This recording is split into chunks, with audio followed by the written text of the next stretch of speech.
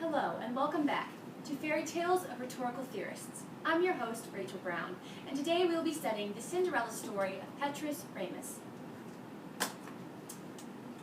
Once upon a time, in 1515, Petrus Ramus was born to a poor family who lived in a small village in Picardy. His father could not afford to send him to school, so Ramus worked for a short time as a foot soldier and as a servant before he got the opportunity to study in Paris, becoming a Master of Arts in 1536. Petrus was a diligent student and a hard worker. He earned his living by helping pupils of greater means and consequently slept hardly more than 3 hours at night.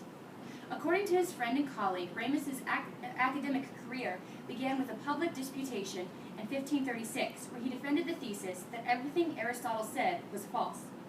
This started Ramus's public career as a critic of the scholastic tradition and of Aristotelianism. Petrus's first textbooks were published in 1543. They were censored and eventually prohibited, as Ramus himself was briefly prohibited as a teacher of logic and rhetoric. However, that all changed in 1551 when Ramus was appointed to a professorship in eloquence and philosophy. This lasted until the 1560s, when Ramus, who was raised Catholic, converted to Protestantism. The change caused him to lose the vital support of the Cardinal of Lorraine. Due to the lack of funds, Ramus left Paris and the university, spending some years in Germany and Switzerland.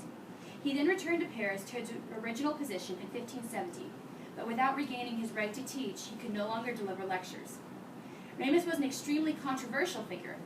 It is even said that Ramus would sometimes physically attack his students. Therefore, it is no shock that although under the protection of the king, on August 24th in 1572, Ramus's body was found mutilated and decapitated as part of the St. Bartholomew Day massacre.